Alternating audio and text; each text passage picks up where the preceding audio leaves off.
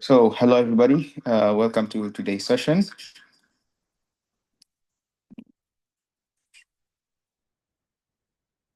Welcome to today's session. Sorry about that. So today we're gonna talk about data protection, and one of our mentees is Waridah. She's here with us. Unfortunately,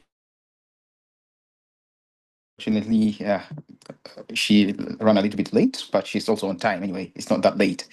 So, Waridah, thank you very much for being here with us and taking the mentees through your lively session of data protection. And I'm sure they're going to learn a lot from you at this live session, rather. And you're going to be able to answer their burning questions that they may have after going through your video and doing their own personal research. So, Warida, I'm giving you 15 minutes so that you can just give a short brief of your topic, what you covered, and then after that we can proceed with the Q&A. So karibu sana. Sure, thanks so much. And for those who watched the video, I had a cough at that day. I'll probably re-record that session. Yeah, so I'll give an overview of the presentation, and what I talked about on that presentation was more of the overall. Just a moment,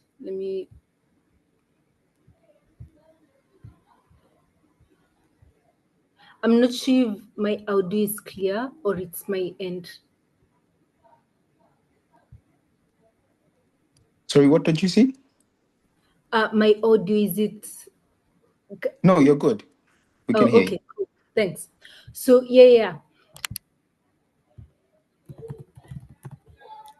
If you had watched the video, you'd have noticed that the majority of the information I was talking about was first how we protect our own data, how we can protect other people's data if we decide to be data protection officers or continue in other avenues of data protection. Because one of the good things with this bootcamp, it gives you a broad overview of the different interests you'd like to explore at a professional level. So, with that in mind, I'll give a brief description and then we can move on with the questions.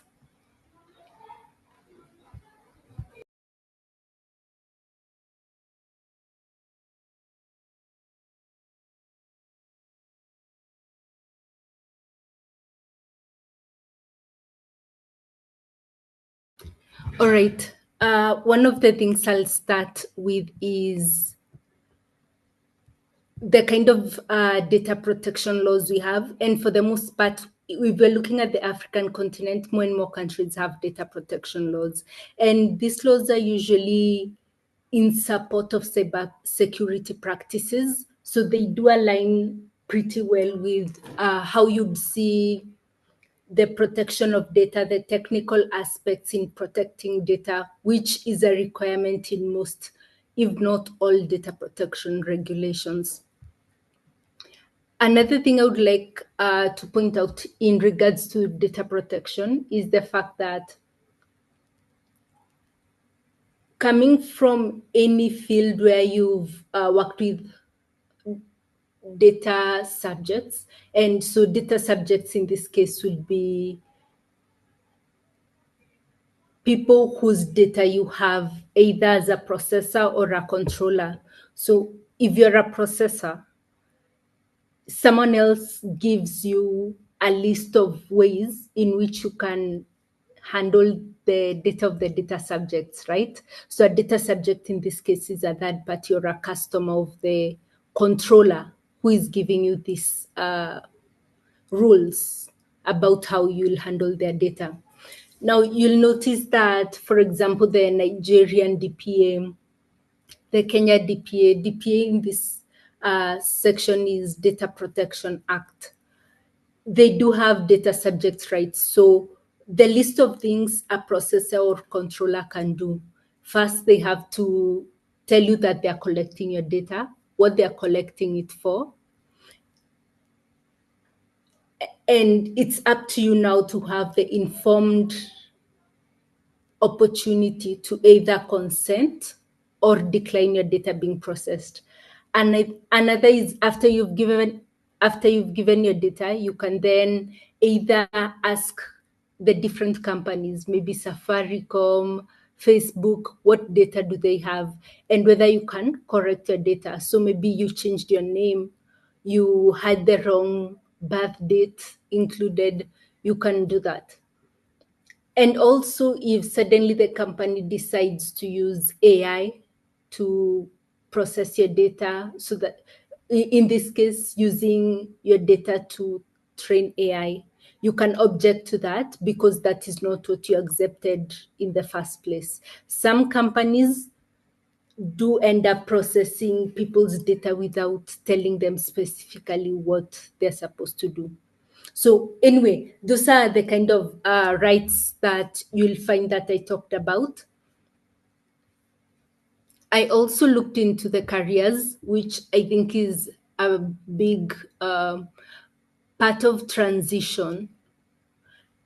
And one of the ways you can probably get insight on moving into different domains of data protection. For example, when I talked about how different people in a company handle data, you can be on the customer service end, talking to a customer and asking them what problem they are facing with a software, a game, or any other service for that matter. This person might give you personal data, which is an email, their full name, and where they live. Probably if, it's something that relates to either internet settings or cable settings, right? And such a person, considering they've handled personal data, first of all, they have the opportunity to cross over to data protection and cybersecurity because they have worked on some processing activities. So in that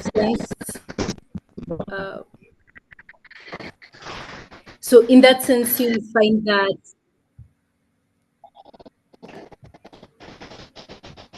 there are many ways in which you can get into the data protection areas. One of the other pathways I think that will be more popular with you is the cybersecurity, the governance, risk and compliance, and the data IT roles. So from data analysts to risk and compliance officers to security architects, all of these people have in one way or the other touched personal data. And so from there, you can map out where you touch the data, to which laws, for example, in your country, the Data Protection Act, apply to whatever it is you're doing with the processing of data.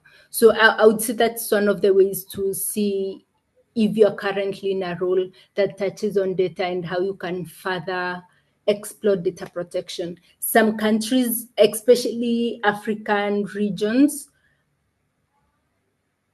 we call it data privacy. The more European regions call it data protection. America is also data privacy, I would say. Yeah, so with those distinctions, if you're trying to learn, figure out what are the different terms that are being used. And finally, it's the collection and the processing activities. So I'll go more deeper in exploring this area in terms of sometimes companies will have the audacity to ask you for so much personal information. And if you're not willing to give it, then that becomes as if you're hiding something. But at the end of the day, it's upon us to realize as data subjects, yes, the law can be there, but if we don't protect it ourselves, there is not much the law can do. So in that regard, it's important for us to understand we don't need to give out our personal data randomly. We can access privacy policies, sometimes even terms and conditions, to see where the data is being collected. We can look at cookie policies as well to know what to accept and what to decline. And in that sense, even the data that is out there about you, well, you can't control it 100%. You have ways in which you keep a bit more of your digital footprint within your control. Now, one of the things that data can be used for against data subjects is probably you're denied an insurance premium just because a medical broker found out your genetic conditions or something of that sort, or you are even okay. And this is, I'll say, the most common behavior, and this is ad targeting.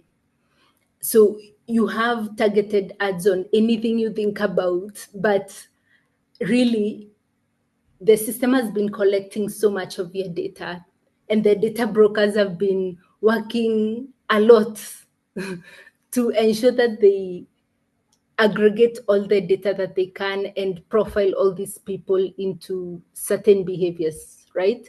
And it doesn't even have to be marketing. This can also be used against us in elections, right? So we have to look at data in a more cohesive manner of, it's not just your personal information, it is a valuable resource. Yeah. So finally, it's talking about the data protection commissions. And I know this is the second finally I've said, but literally this is the final point. Data protection commissions and enforcement, more and more we are seeing jurisdictions such as the EU have the highest fines when it comes to data protection issues. For example, you will find that companies are processing data, some have data breaches and they're not reporting them. These are some of the ways that data protection commissions are trying to keep everything afloat. In Africa, I would say specifically in Kenya, we've had some cases, some huge cases on data, from biometric data with WorldCoin. In South Africa, we've had them review their WhatsApp policies. They were in contravention with the law, or they were against the law in this case. So we see a lot of that, and we understand that not only is data protection important, but it is more and more a priority and focus, even as cybersecurity becomes a really emerging threat in terms of weapons and national security. Yeah, that's all from my side. Feel free to ask questions. Awesome. Thank you, Waridah, for a very short summary and comprehensive one too. But we have another mentor. I'm sure you guys noticed that I uploaded two videos of the same topic. So there were two mentors taking you guys through the data protection, and the essence is you're gonna be able to learn from two people, get two different opinions and two different perspective from each mentor who took you through the data protection. So the second mentor is called George. He's here, and he's going to take a little bit of a few minutes to explain from his perspective what data protection is all about. And then after that, we're gonna now open the floor for the Q&A. So George, if you're here, the floor is yours. Okay, sure. Thank you so much, Karim. And I hope you can be able to hear me. Maybe Karim, you can confirm? Yes, you are audible. Okay. Thank you so much. So hi everyone. Thank you so much for tuning in. My name is George Njuguna. I am cybersecurity, data privacy, AI, and digital transformation leader and a practitioner. And I am so much privileged to be part of this particular session. So from the recording, I sort of taking a slightly different angle in terms of defining what data is from the information data, so that I can be able to understand what is it that we are talking about the protection in terms of data being raw facts and figures that can be able to identify you as a person. So in the data privacy space, an individual is usually referred to as data subject. So I took some time to actually define what data is and the kind and the types of data that we have that can actually be protected. So I also went ahead to be able to take you through how we can be able to protect this kind of data. But even before I did that, I also took some time to maybe give the rationale as to why we do protect data. And of course, I went ahead to share some real life scenarios of what has actually happened when there was a data breach in terms of organization being breached and quite a number of sensitive information and client information ending up in the wrong hands, and that is what we normally call as unauthorized access. So I give some um, real life scenarios of situation where data breach happened in Kenya. I think it was in Morocco and another country. So there are quite a number. I just picked randomly, like the ones that happened recently. Um, yeah, to be able to paint a picture of the magnitude or the importance of us protecting the personal data and also the corporate data for those of us that are actually working and are in the business. So apart from now the definition, the rationale, the type of data, I also went ahead to actually share. Once I was able to help you understand why, the other part I tackled was on how. So you have the reason as to why you need to protect data, but then again, how can you actually be able to protect the data? So I gave practical examples from the personal point of view on how you can be able to transact online safely as an individual. But then again, for those of us that are in business, in corporate, how you can actually be able to employ or adopt some of the industry best practices, the frameworks, the tools, the controls, from the organizational controls to the technical controls. So we have quite a number of them.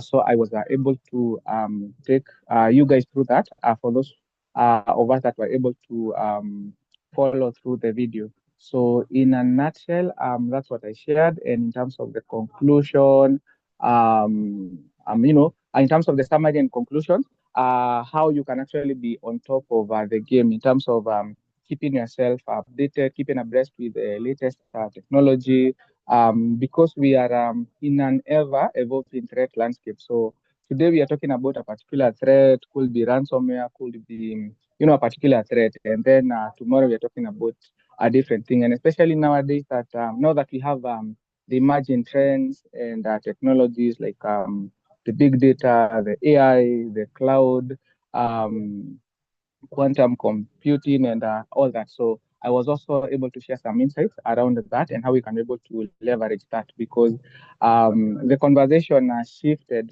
from if we can actually be breached as an individual, as an organization, to when we can actually be breached. So it's not a matter of if we can actually be breached. It's a matter of when. So it's better to be ready and to take a proactive approach in terms of securing ourselves, but also to secure our organization. So, in a nutshell, that's ideally what I was able to share in the presentation. But again, during the Q&A session, I believe we can be able to tackle any data privacy and protection related questions from any angle, from whichever perspective. So thank you. Let me pause there so that we can give you, the participants, ample time to ask as many questions. Thank you so much. Over to you, Karim.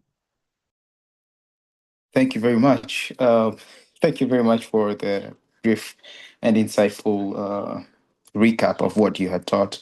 So let me just point out something. So this is to the mentees. On your chat, or let me say on your screen, there's an option to react. So if you feel that the mentor said something that resonates with you, feel free to clap, to laugh, to just give some sort of reaction, to just keep the session lively. I think that's the right word. So the room for Q&A is open. Whoever has a question, please feel free to unmute yourself. Or, okay, I think it's going to be chaotic. Just raise your hand. I'm going to see your hand on my side, and then I'll give you the opportunity to ask your question. So this is your chance. If you have no question, then probably we're going to end here. But if you do, this is your time. Please feel free to ask any question you got. So just raise your hand.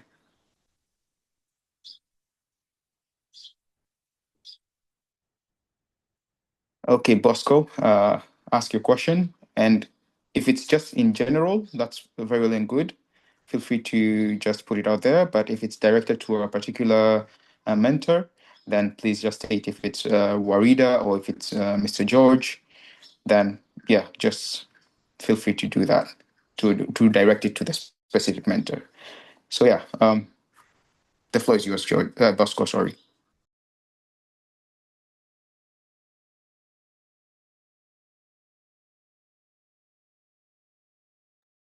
Hello, hi, sorry, Karim. Was that a question to me?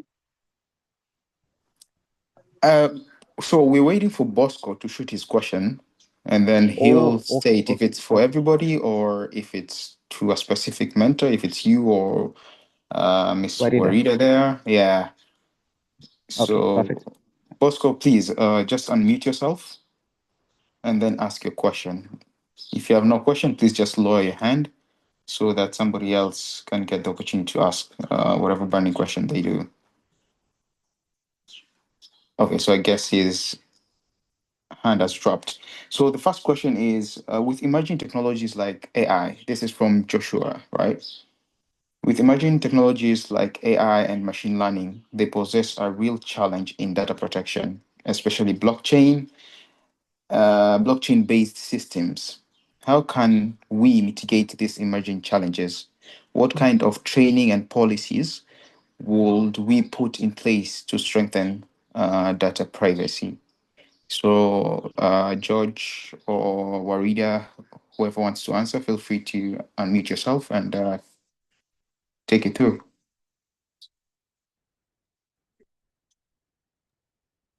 And actually, let me just mention it. The question is on the chat, so you can also go through it if you're having a hard time understanding what I just said.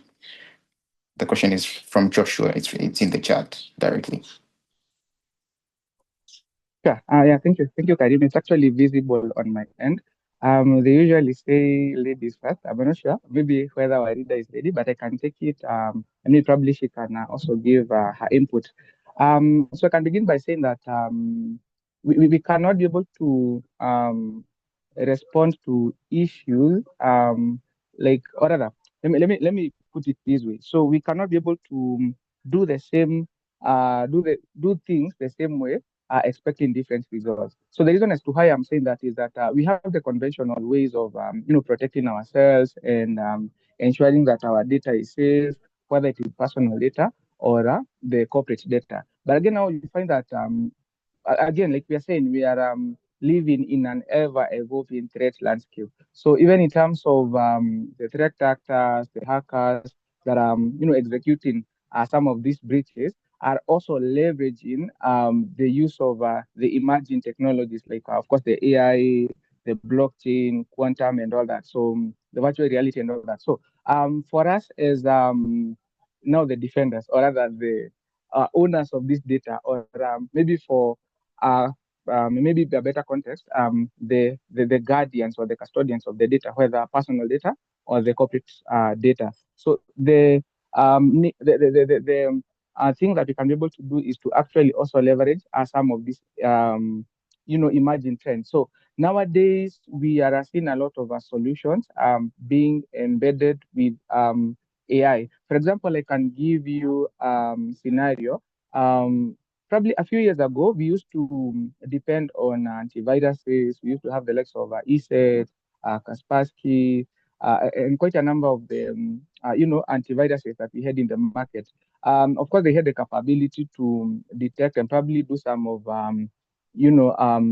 responsive actions like isolations and all that. But of course, with the involvement of the technology, the trends, we had what we call as EDR, that is endpoint detection and response. So again, there was the capability of the response that was actually, or rather came with the evolving of the technology.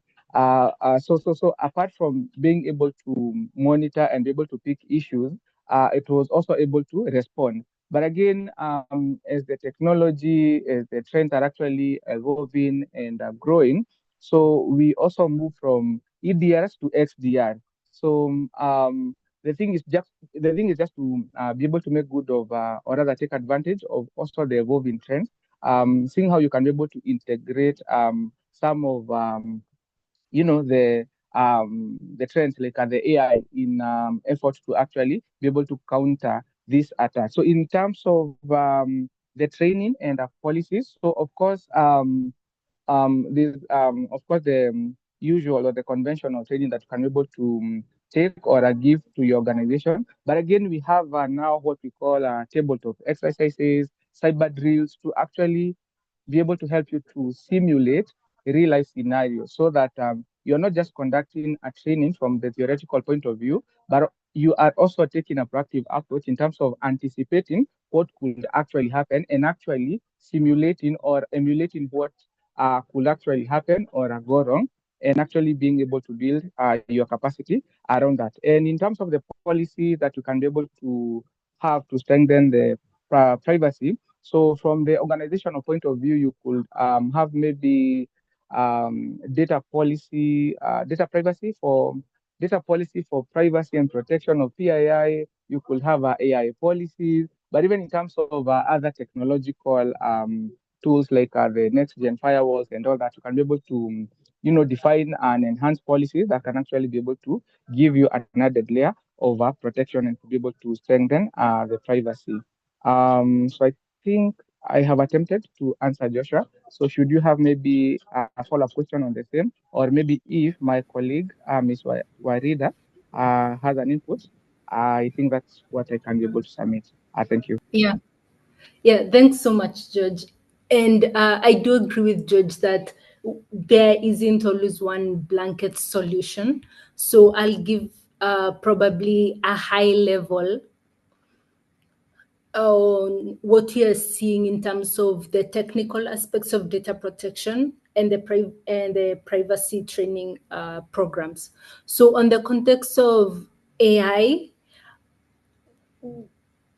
in the same way we can use AI to infer or predict data, we can also do the same. And so what we do for AI is ensure that for inference attacks, it's able to infer personal data in decentralized data sets or even in normal data sets. So this is in order to pick out where private data is and remove it before it's aggregated or used in any other ways. Another is on the blockchain side, I would go to, on the overall view, something called DEPIN technology. So this is basically a decentralized physical infrastructure network. So what we do here is basically ensure that the blockchain systems have enough protections in terms of breaking down how the systems are built, how the consensus mechanisms are. So at the end of the day, you realize that different solutions are coming up, sometimes after problems or attacks have happened, but this is not always something you can predict. So some of the solutions that are happening right now are in that sense. In terms of policy, I would say George has covered the majority of this, and I do agree with him. What I would add more is possibly having policies on encryption, the kind of encryption your organization, and this doesn't have to be shared publicly, it can be an internal notice. So policies on the standard of encryption that you want to have as an organization, and how all of it is now embedded into the organization. This is where privacy by design and default things come up, both internally and on the end user sides. Yeah, I would say that's all I have to add on that note. And yes, hashing can be a remedy in some situations. Okay, thank you very much for those insights. So the next question is from Bosco himself. So he's saying, I'm developing an e-commerce app which will be used widely that collects sensitive data. What security and privacy steps should I take before launching to ensure data protection compliance? So who wants to take that? George or Warida? If Um, yes, Waridah, you you can can go ahead. proceed. I was just about to say George can start. Okay, not a problem. I can attempt to answer.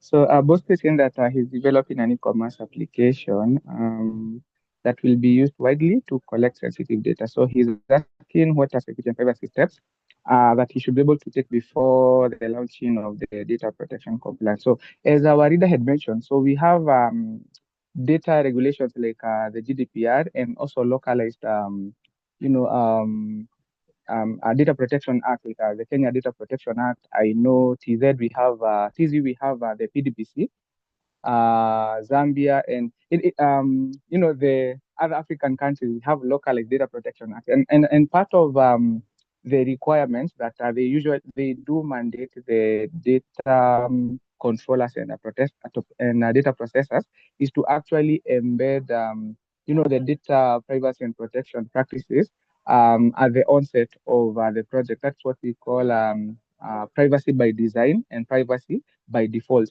Like the same way we normally have a DevSecOps, ensuring that security is factored in from the beginning or the onset of a system development to the end. So the same is actually meant to happen when you are developing a particular system or when you are embarking on a project, ensuring that you are practicing privacy by design, privacy by default.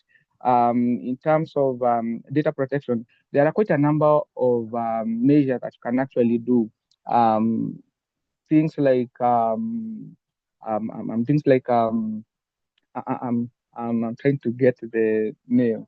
You can actually do the masking, anonymization, pseudonymization. There are quite a number of strategies that you can actually be able to employ so that the application of the project that you're developing is actually sensitive, or rather, is actually secure and safe from data breaches.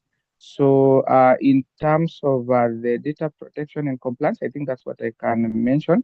From the compliance point of view, I think we have the privacy notices that you actually need um, to comply with in terms of notifying the data subjects why you will be collecting your data, the purpose, and while we are speaking about it, you can also ensure that you have the purpose limitation and data minimization, ensuring that you will only be collecting only the kind of data that you require. Because again, the more you have data, the more is likely to actually be breached. So I think I can stop at that and give my colleague Ms. Warida to also share her input on the same. Sure, thanks, George. Yeah, one of the only additions I would have is George has mentioned how the privacy policy caters to how you're communicating with customers and even data protection commissioners who might read a privacy policy on your website. So, for you to get to the point of writing a privacy policy, you do need the data protection impact assessment. And this assessment is basically a critical factor in understanding, again, some of the key points we've already mentioned and George has mentioned. the type of personal data, the purpose of data processing, and the legal basis. So the legal basis can either be you want to ensure that a contract is successful, right?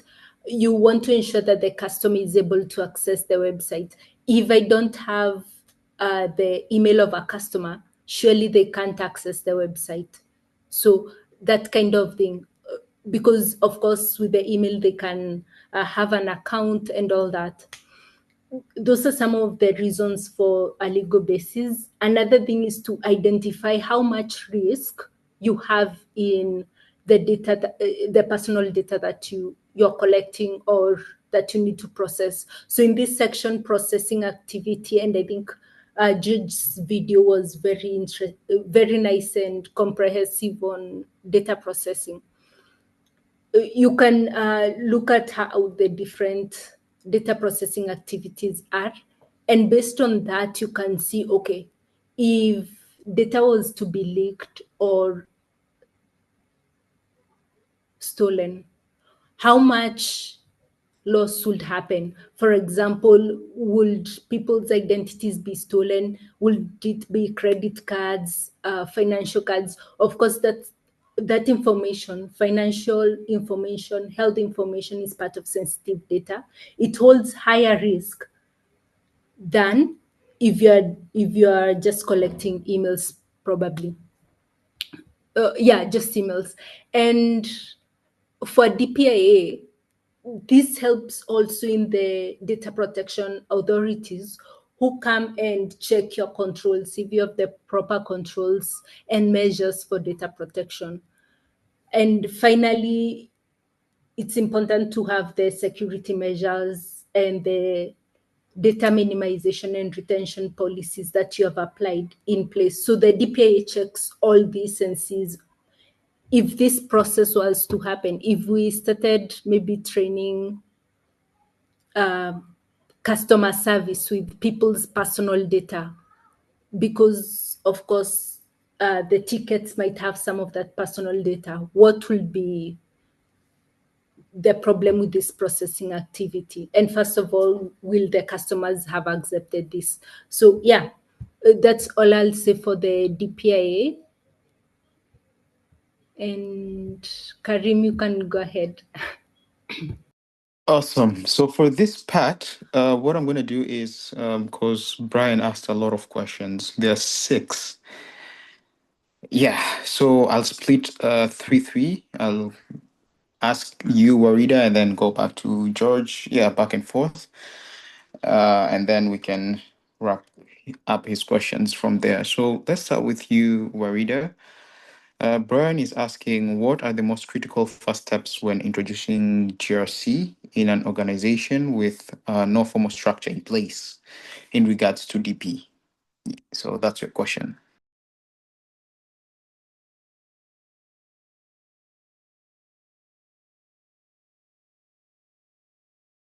Yeah, okay, thank you. So first of all, I would like to say understanding the organization and the context in which you're processing data is key before you even start looking at the laws, because how you use data in the organization tells you what you need. For example, one of the key things that I always advise most people who want to have a good compliance program is data mapping. So you can start at that. And data mapping is basically a data inventory of what data we're collecting, where is it going, and who is the guardian here. Or, and apart from the guardian, who is also touching this data or handling it. Right? So from there, you can now get into the GRC elements of having workflows, having different procedures, either documented and implemented or even updated. And now, from looking at the data mapping, you can look at the regulations that cover all the things that you documented in the data mapping section. I would say those are the critical steps, even beyond hiring data protection officers and all that. Just having an understanding of what is going on in the company and what laws are affecting it and how you can document all these things. And definitely Karim and George, feel free to add in as well. Yeah, so that's what I would say for the first question.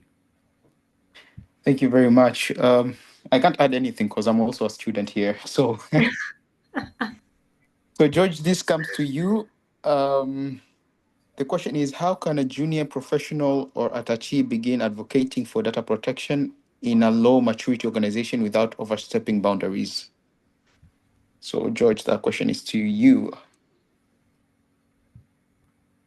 Okay, thank you so much, Karim. So can I kindly request, maybe I needed to take it. I was looking for somewhere to charge, so I've not settled yet. Maybe in a minute or so, I'm trying to find somewhere I can plug my phone before it goes off, and Okay, then no I'll worries. be back in a minute or so. Yeah. Awesome. No problem. Warida, you want to take Yeah, over? sure. Oh, my 3 questions will end even earlier. Nice. So, yeah, so on this, I would say I would actually relate it to the first question, right? And the presentation I shared. Asking yourself in your role, how are you interacting with people's data if you are interacting with other people's data, right? So that's the first thing. And one of the things that I always see when it comes to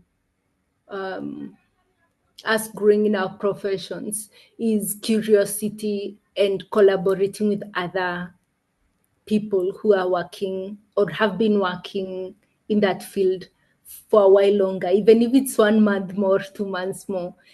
Someone else working in data protection has a different view from what you have, either in the same team or in a different department, right? So if in a cybersecurity role, but you want to move in data protection, sometimes you're taken into the incident brief teams or meetings.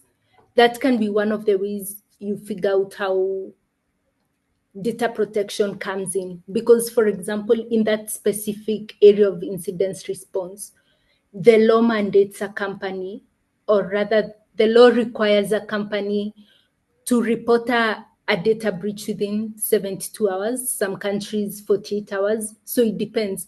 And that is an area of data protection.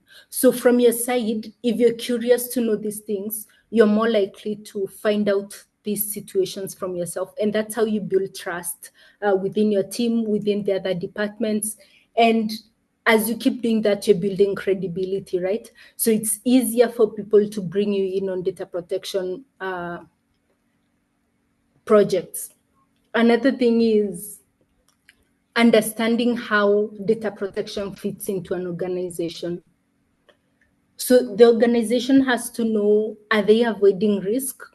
Are they making more money from having you as a data protection officer, or having people handle data protection matters, right? So if you're able to understand those aspects and communicate them, then it's easier to keep growing in that field in your company. The next thing, as I said, I mentioned collaborating and learning from others.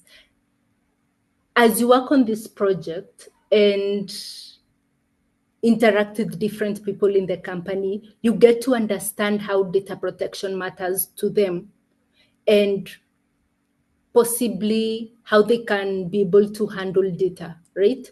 So while you're learning that, you are also understanding the ways you can assist your teammates and the company ensure data protection compliance. And finally, volunteering. Sometimes it's a matter of you've built allies, you've built credibility, you know a few things. You don't have to know everything. You know a few things in data protection.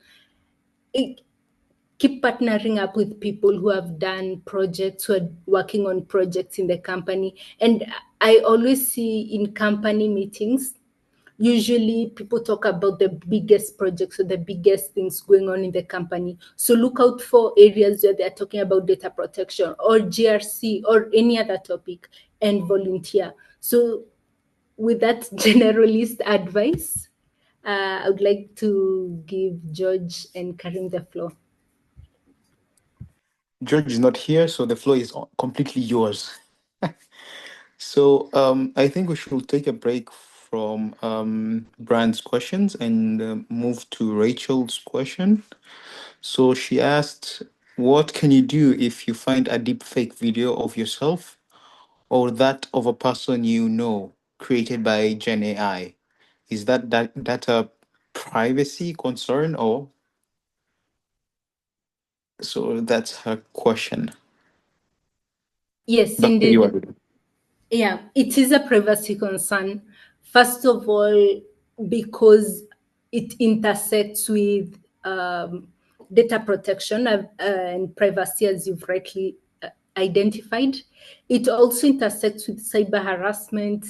It can also intersect a bit with impersonation or fraud, depending on how that video is structured. It can also go as far as reputation damage or blackmail, depending on the contents of the video. So, and this is a privacy concern that,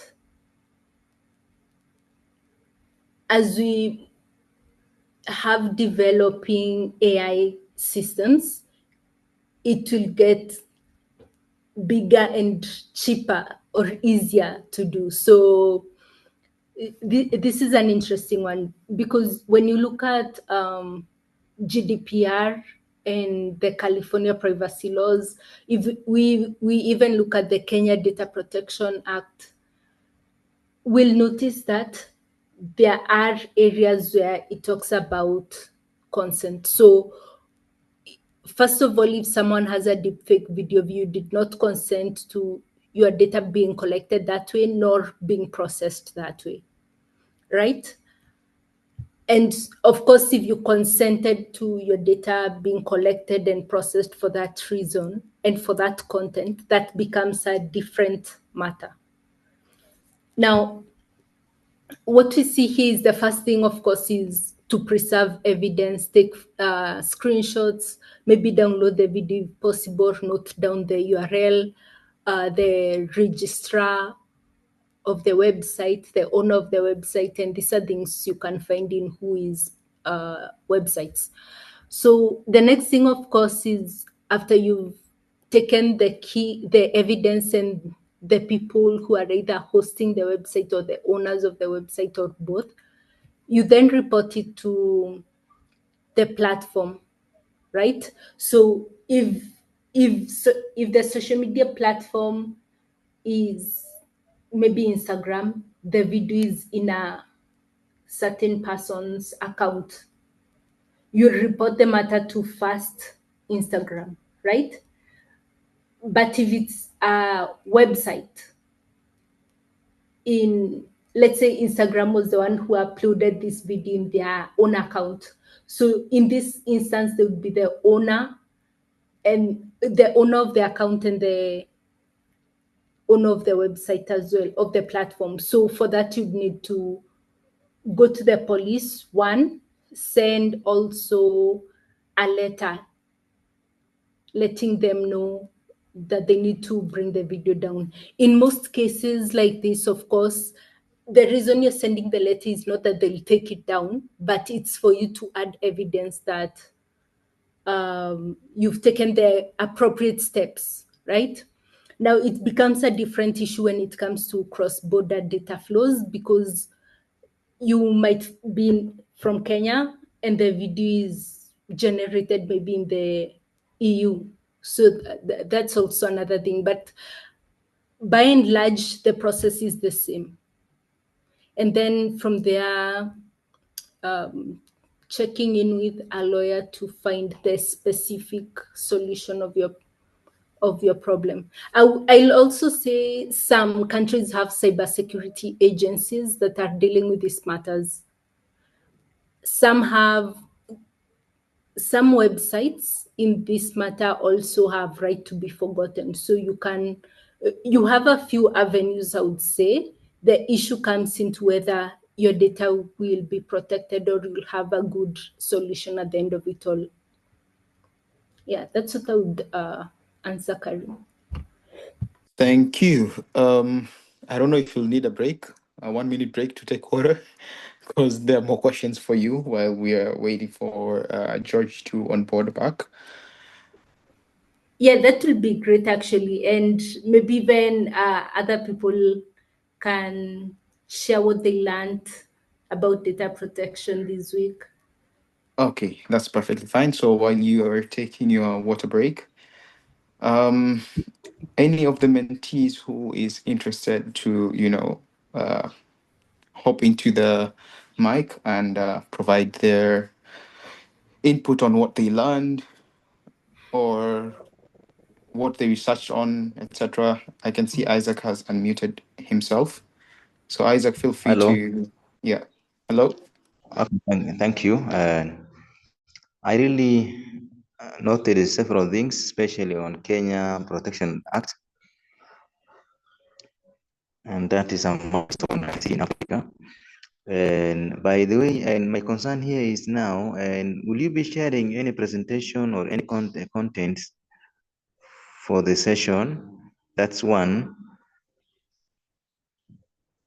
The other one is, are there platforms or a means or software that you can help us to do some, to prove that now today there's something that now been shared in my from a known NGO, but I suspected now right now in my email, because that link I cannot click because there's a fear of maybe they might be hacking. Okay, so is there a way that I can prove a bad link which can be, can hack if at all I click my database? Thank you.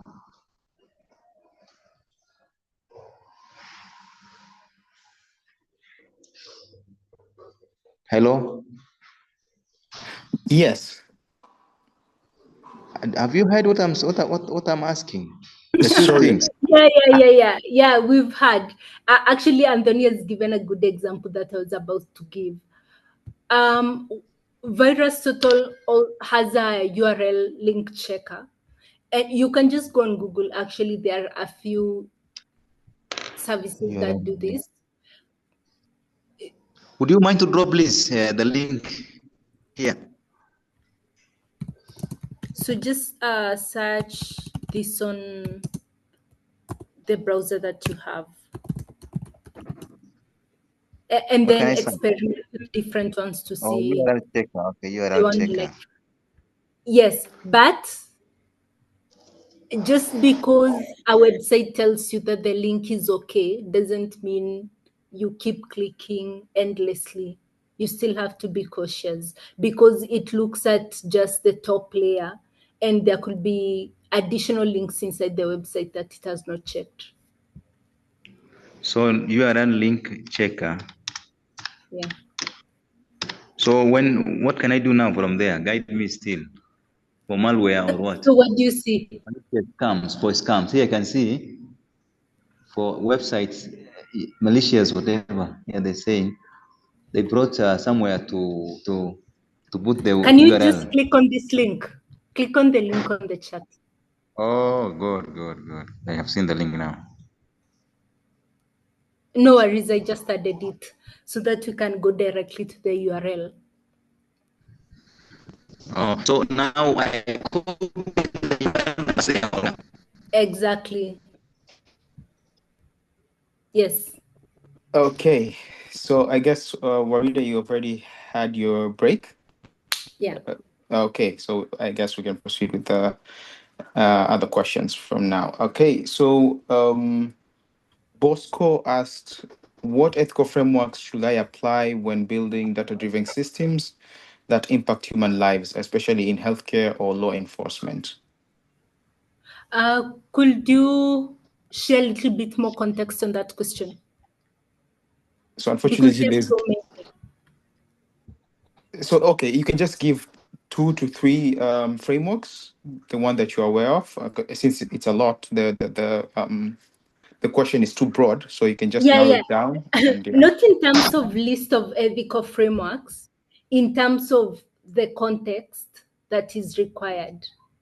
Because in general, I would say just the fact that you're in compliance with the Data Protection Act of the country you're in or the jurisdictions that will affect your system, the acts themselves have ethical frameworks ingrained in them. The data protection principles are part of ethical frameworks. So okay, so then that's how you I should think look at it. we can just track back to Brand's questions. So we can look at number 3 while he is refining his question, Yeah. right? Yeah. So Brian's third question was, what practical methods do you use to conduct risk assessment in environment with limited cybersecurity maturity?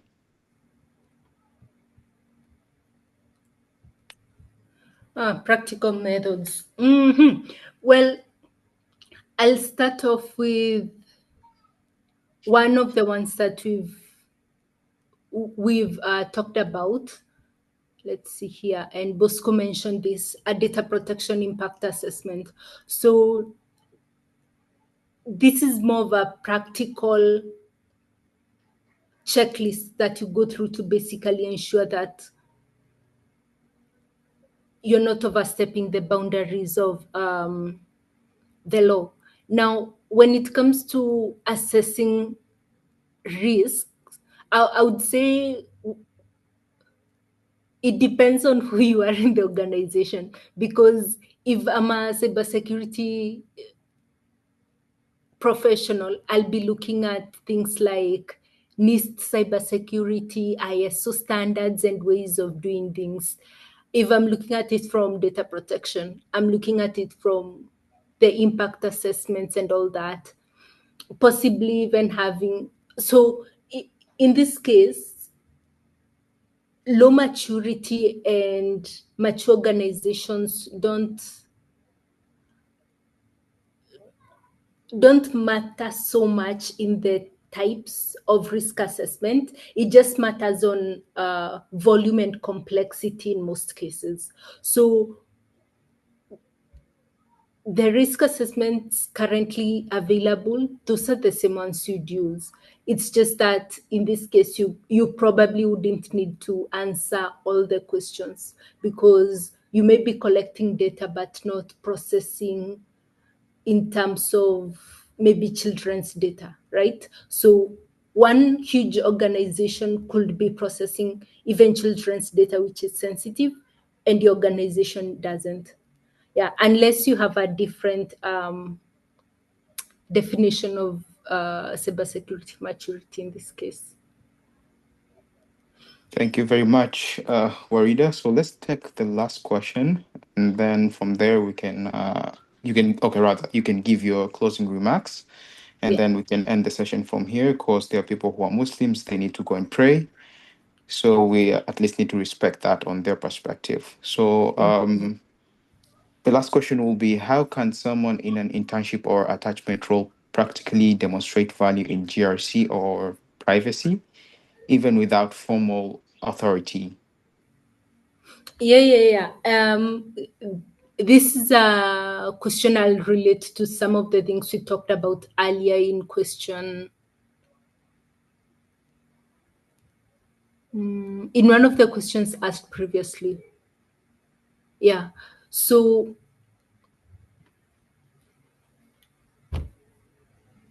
I talked about the fact that you understand how you're using data and basically help around with the tasks that may not be from your specific domain, but they touch on data. Yeah. So that question and the issues I talked about volunteering have the same kind of process, I would say. Okay. So, what will be your parting thoughts while we close the session?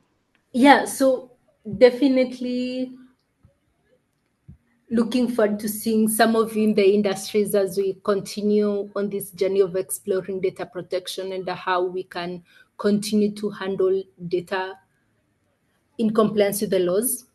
And of course, just understanding that as data subjects, we do have rights, but we also have responsibilities. As data guardians, we also have a big responsibility towards handling other people's data. Because as you know, if your data is out there, you don't have a lot of control over it. So those are some of the things I would say. Finally, when it comes to data protection, it has a lot of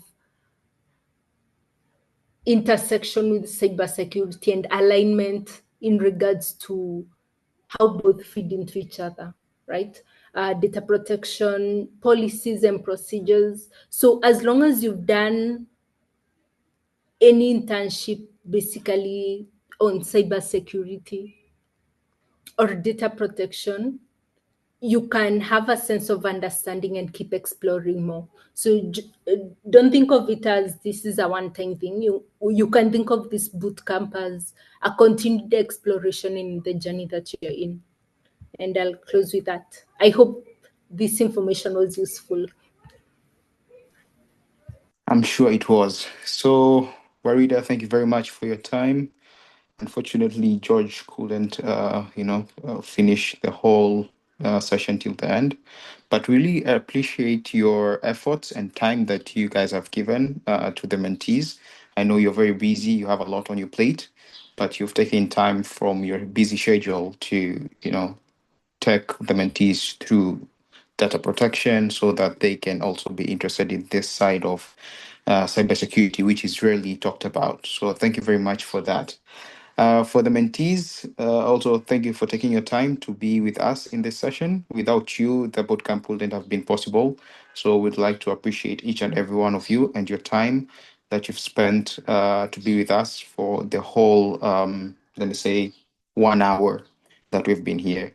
So thank you very much. You guys take care and have a lovely, let me say, afternoon, or if it's evening to your place, depending where you are, or morning. Well, have a great time to everybody and a great weekend. Cheers.